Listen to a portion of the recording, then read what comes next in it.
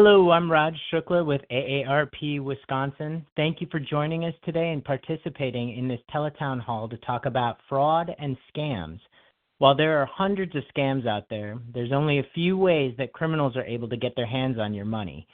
Scammers have always loved wire transfers and gift cards, but now they're using machines called cryptocurrency kiosks. There are over 700 of these machines in Wisconsin, and chances are there's one at a gas station or convenience store near you. Whether you're interested in crypto or not, these machines pose a risk to you, your loved ones, and your neighbors. Here today to tell us how these machines work and how we can protect ourselves is Police Detective Scott Simons. We also want to hear from you. Later in the call, we'll take audience questions. So if you have a question you'd like to ask, just press star three, on your telephone keypad to be connected with an AARP staff member who will note your name and question and place you in the queue. So let's get started. I'm happy to welcome Scott Simons to the call. Scott is a detective with the Greenfield Police Department here in Wisconsin, and he's also a member of the Midwest Cryptocurrency Task Force, among many other designations. He has extensive experience with money laundering and cyber investigations, both domestically and overseas. His work has resulted in the seizure of over $20 million in illicit assets. Welcome, Scott. Thanks for being here. Thank you, Raj. Very excited to be here. It's an unfortunate topic we have to have today, but I am excited to talk with you guys about this. Well, we're grateful you're here. Maybe we can start with just the basics. What is a cryptocurrency kiosk? How does it work, and why should we be concerned about them? Yeah, so great question. Cryptocurrency, I guess let's start with cryptocurrency. Cryptocurrency itself is a digital or virtual currency. It's never a currency you will ever hold in your hand. It's based on the internet, Bitcoin being one of the most popular cryptocurrencies. The kiosk is one of the more popular methods of a user getting their cash or their U.S. currency into cryptocurrency on the internet. And the way the scammers are utilizing these cryptocurrency kiosks is through deceit, deception, or kind of an urgency, depending on the type of scam. But they are convincing potential victims to oftentimes pull their cash out of their bank account, go to one of these cryptocurrency kiosks, and essentially buy cryptocurrency, which is transferred into an account held by the scammer. So these people are being groomed, basically, to go to these sites and put in their money. I've got a lot of questions, Scott. This is a really concerning development. Quickly, for anyone who might just be joining us, I'm Raj Shukla, and you've joined the interactive telephone town hall meeting with AARP and Police Detective Scott Simons. We are just at the beginning of a great conversation, and I'm glad you're all joining us. So cryptocurrency kiosks let people buy cryptocurrency and send it to virtual wallets, and scammers are using these machines to steal money. Can you walk us through, what happens when someone, just walk us through what a typical scam looks like? How, what happens to somebody that's a victim of these scams? Yeah, so there are different types of scams. Just to name a few popular ones, what I would call impersonation scams, where a potential victim is maybe getting a phone call or an email from someone identifying themselves as law enforcement, maybe an employee at their bank, or I oftentimes see victims receiving emails from, allegedly PayPal, eBay, those sorts of companies reporting fraudulent activity on their account. There's also other scams such as a potential victim may receive like a virus pop-up on their computer, and it says to call a particular phone number. It's basically these scammers reaching out and trying to start this conversation with the victim. And based on these couple examples I gave you, you can kind of understand how when someone who is not expecting a call from law enforcement, for example, it comes across as an emergency, or it's urgent, and it gets these victims to just act without thinking, pull money out of their bank account, or if they have cash at home, and to put the money into one of these cryptocurrency kiosks. Yeah. So a big piece of advice for folks out there is, one, just stay calm. And something that you said really sparked something in me. It sounds like people are getting calls from folks claiming to be from the government or from law enforcement. It's my understanding that if you have a fine or something like that, if there is a requirement for you to offer some kind of financial or penalty or pay some penalty, you are not going to be getting a phone call from the government. That is not how these things work. Is that true, Scott? Yeah, that is generally true. And even if you did, or even if you got a call from PayPal or your bank, none of them, including the government, will be directing you to send payment as cryptocurrency. Scott, do you have any sort of Wisconsin examples of how this has happened? I know you do work all over the world and all over the country helping spot scams like this. Is this something that's happening close to home? All over the state on a regular basis. So I do have a lot of knowledge and experience in cryptocurrency investigations, so I am contacted on a regular basis by law enforcement throughout Wisconsin. And I get multiple calls every week. Just to very briefly name a few, since I do work in Milwaukee County, this one was larger than most, but a victim believed that they were in a online romantic relationship with someone overseas, and over a couple of years, through just cryptocurrency kiosks, had transferred almost $600,000 to the scammer. Oh my gosh. Wow. Yeah, we've got cases, again, all over the state. There was a very significant case in Kenosha County. That was this year. The Milwaukee County one I mentioned was this year. I helped on another one in Sauk County just a few months ago, which is the Wisconsin Dells area. So this is definitely happening all over the state. Gosh, it's devastating. I know that people are already lining up to ask questions. As a reminder to those of you on the call, if you have a question you'd like to ask, just press *3 on your telephone keypad to be connected with an AARP staff member who will note your name and question and place you in the queue. Scott, these scams sound devastating. You just mentioned someone losing $60,000, I think. Having tens of thousands of dollars stolen from you would be life-altering, to say the least. What should someone do if they've experienced a scam like this? That's a very good question. So the first thing I'm going to recommend, if you believe you are a victim of one of these scams, don't delete or destroy anything as far as like communications and messaging, that sort of thing. Your law enforcement will want as much as possible.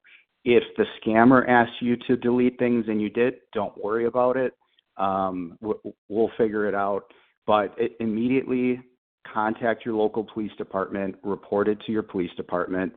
If your bank account was used, if you withdrew money from your account, if you were asked to create any other types of cryptocurrency accounts, contact those companies and let them know. They will probably want to freeze or close those accounts for you. Absolutely. So just to recap, save all the data you've got, reach out to law enforcement, reach out to your banking institution if that's been compromised, to try and lock down as much of your assets as we can. Scott, how can we spot these machines? How do you know if you're a victim of a scam? Yeah, so these cryptocurrency kiosks, they can be anywhere. They look just like any other ATM you would pull cash out of. The only difference is normally with the cryptocurrency kiosks, you're putting money into them to buy the cryptocurrency, which is being transferred to the scammer. But they look very similar. Oftentimes, these kiosks, you will find them in gas stations and convenience stores, just like normal ATMs. A couple things that are a little bit different. So oftentimes the scammers, not all the time, but oftentimes the scammer will want to keep a victim actually on the phone during this process. And that's for a couple reasons. One is to keep that sense of urgency up. and then also to prevent the potential victim from consulting with a friend or family. There's also going to be some other things the scammer might have you do or provide you, such as a cryptocurrency address, which is a long string of random letters and numbers. They may also, when you're logging into the kiosk, they may give you a phone number to use, which is not going to be your phone number. Those are some of the major ways you can pick up that someone is trying to scam you. Devastating stuff. I'm sure it feels really intimidating to some of the folks that are on the call here, reassuring that there are folks like you, Scott, Detective Simons, who are out there trying to help us, but intimidating. This is a big issue. It's affecting a lot of people. And some of you may be wondering what we can do at the state level to do something about this. Right now, I'd like to invite an AARP staff member. Her name is Erin Fabrizius. She is our advocacy lead at AARP Wisconsin. I'd like her to describe some of what we're trying to do in the state capitol to help protect Wisconsinites from these scams. Yeah, thanks, Raj. This is Erin, and just a quick reminder, if you have a question you would like to ask Detective Simons, press *3 to be connected to someone on our operator end who can get you into the queue. But as Detective Simons has illustrated today, these cryptocurrency kiosks are kind of the new favored tool by scammers. We kind of have started calling them the modern-day getaway car. And that's because they lack important consumer protections. So AARP has passed laws in 17 states across the country, and AARP Wisconsin is working really hard in the Capitol to add Wisconsin to that list. So we are asking lawmakers, and we're going to need your help, to pass a bill that has key crypto kiosk fraud prevention measures like 1, low daily transaction limits, 2, a cap on fees charged by the kiosk operators, 3, a way for scam victims to get refunds, and 4, a requirement that kiosk operators provide consumers with receipts and also record important customer information to help law enforcement investigate scams. So we're going to need your help from all of our members to get this done, and there's going to be an opportunity later in the call for you to say you want to get involved. Critically important that people make their voices heard right now for some common sense protections for everybody. Scott, from your perspective as law enforcement, do these measures sound like they would work based on what you've seen? Absolutely. I have no doubt. I think I'm in a very unique position to say that because unlike many state and local law enforcement where we just work cases in our local jurisdiction, I do help law enforcement throughout the entire country. I help law enforcement and victims in states that have these laws, and I help victims in states that don't have the laws. And it is a night and day difference. I think having those laws really takes away the kiosk option for scammers to be victimizing our residents here in Wisconsin. Well, it's a critically important issue to get ahead of right now, especially right now when people are heading into the holidays and scammer activity is real rampant. Folks know that there's just a lot of pressure on folks to do right by their loved ones and by their families, and scammers are taking advantage of it. Before we head to some caller questions, and I just want to remind folks that if you are interested in asking a question yourself, please press *3 on your telephone keypad to be connected with an AARP staff member who will note your name and question and place you in the queue. Before we head to questions from callers, I'm interested, Scott, if you can talk about like the profile of the person that scammers are targeting in these situations. You know, who are the people that scammers are victimizing in these situations? So I've seen all sorts of people from all sorts of demographics, but I would say the majority are in the 50 years old and older. Most of them are retired, have a little bit more in maybe retirement or savings. I mean, which makes sense. The scammers trying to profit as much as they can, so they are trying to victimize people that have a little bit more in assets available to them. Yeah. I'm a caregiver myself. My in-laws live with us, and my father-in-law passed recently, and it was, shortly after his passing that my mother-in-law saw an uptick in calls from dubious sources. So it really does seem like scammers are preying on people who are most vulnerable and often folks who are under a lot of stress. So keep your eyes out and ears open. I really appreciate what you said, Scott, that we are seeing data that folks from all walks of life, including younger people, are being targeted for scams like this. It's just, often people who are older have more resources, and so the targeting is a little more focused on folks who are from an older demographic. So we've got a couple more minutes, and we would love to take some calls from the audience. If you are listening into this call, I encourage you to press *3. If you'd like to ask a question yourself, you'll be connected with an AARP staff member who will note your name and question and place you in the queue. Scott, Aaron, I hope you're okay with opening up the lines a little bit. Absolutely. Okay. Let's go with a call from Stephen from Brilliant. He gets scam calls on his landline and asks how come he cannot call someone to track down who these people are. He's tired of these scams being called all the time. Scott, do you have any answer to Stephen? And Stephen, you want to hop on and ask your question? Yeah. What it boils down to is they used to have a phone number that you could call after the fact and report a scam phone number and or the company that they purported to be. And now you have to go online to report that. And I was wondering, why is it, if you've got a landline like I do and a cell phone, why can't I call law enforcement, have them trace the call back to its source, and if it's in this country, get these clowns arrested and thrown in jail? Yeah, that's a good question. I wish it was that simple. So, like you mentioned, if they're in this country, most of them are not. So I'm a local law enforcement officer. When it comes to cryptocurrency and these scams, this is one of the areas where your state and local law enforcement are actually investigating crimes that have direct connections regularly overseas. Specifically to your question, though, oftentimes these scammers overseas and domestically too are using various types of telephone services. Well, they're really not even telephone, they're more internet-based.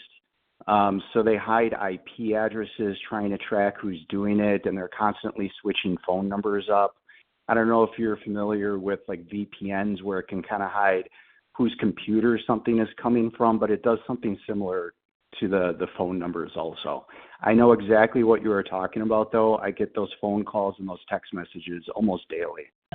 Next, let's go to a question from Dwayne, talking about what type of hazards are involved in crypto. Dwayne, you there? Yes. My question is this. I am not real versed on crypto. Why would I ever want to go to crypto? What are the positive values of crypto? So let me start with this. If you're not familiar with and comfortable with cryptocurrency, do not use it. Don't let anyone direct you to cryptocurrency if you're not familiar with it. I will tell you what some of the proponents for cryptocurrency will tell you is they will say it puts more control of their money in their own hands. And this is one of the issues that victims have and law enforcement have also.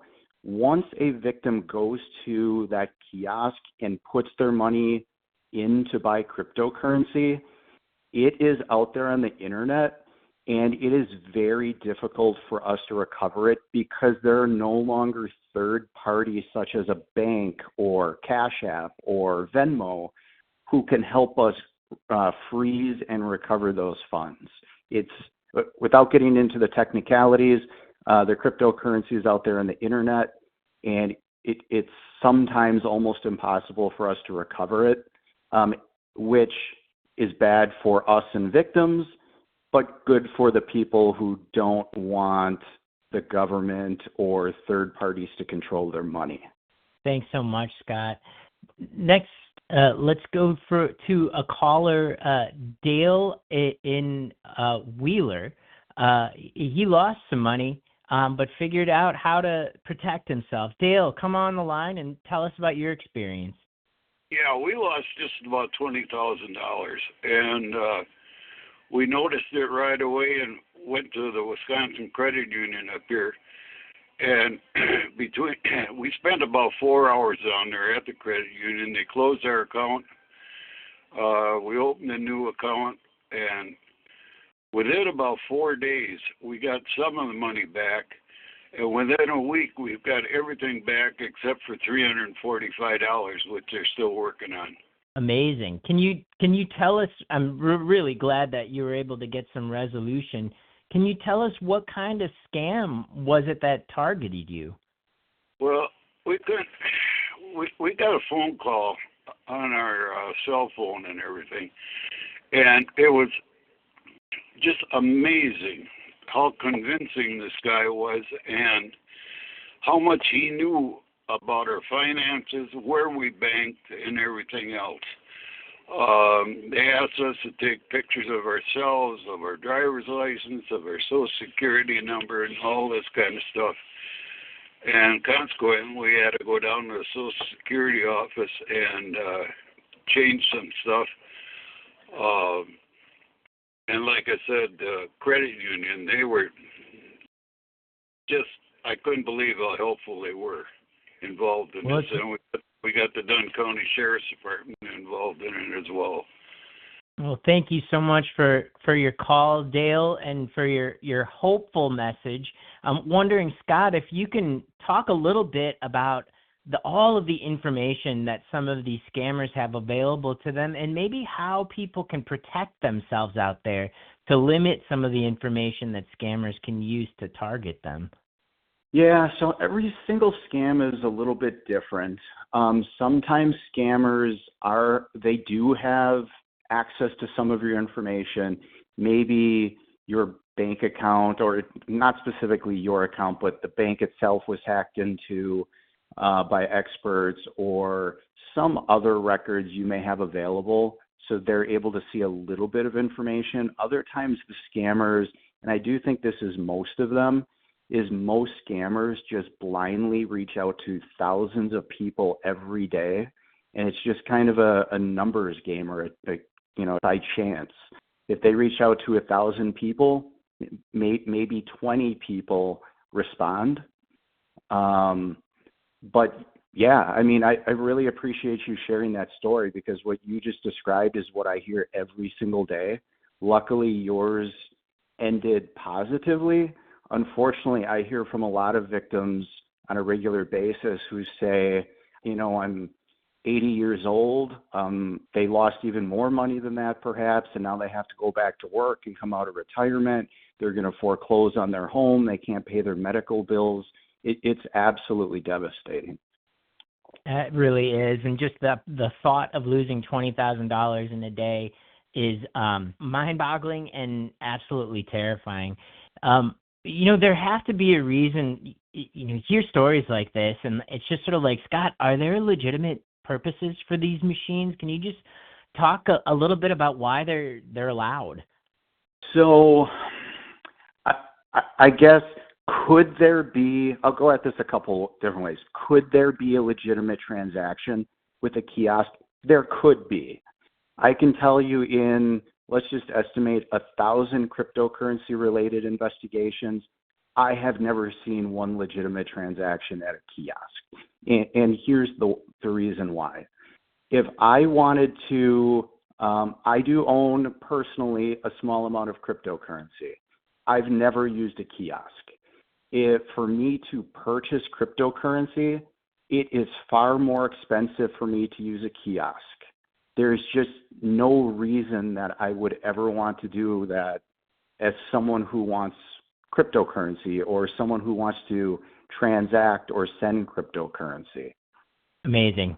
Well, on behalf of AARP Wisconsin, Scott, I really just want to say thank you for providing some insights on what you've experienced and how we might want to protect ourselves. I can't tell you how important it is for all of us to know what to look for and to know how to protect ourselves, and really appreciate your time today to educate us all and help us protect ourselves. Absolutely. I really appreciate the opportunity to talk to everyone. Excellent. Detective Simons has really done a great job of explaining why we do need a strong cryptocurrency consumer protection law in Wisconsin. And like we said before, we're going to need a lot of help to get that law in place. So we do have a poll that we're going to be launching, and we ask that you please press 1 on your keypad to let us know if you are willing to get involved in some of our kiosk consumer protection advocacy. And we're always looking for people who are willing to share their story, send an email to their legislator, or share information with others about this issue. So if you'd like to get involved and help us fight for crypto kiosk consumer protections, press 1 on your keypad, please. Excellent. Well, once again, we thank Scott, and on behalf of all of AARP Wisconsin, I want to thank you for joining us today. We apologize if we weren't able to answer every question. If you would like to share your experience with fraud or leave a question or comment, please stay on the line. You'll be able to leave us a voicemail.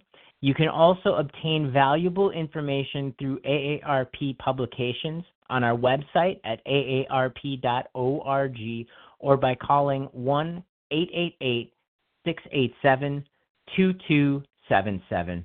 Thank you so much, and have a wonderful afternoon.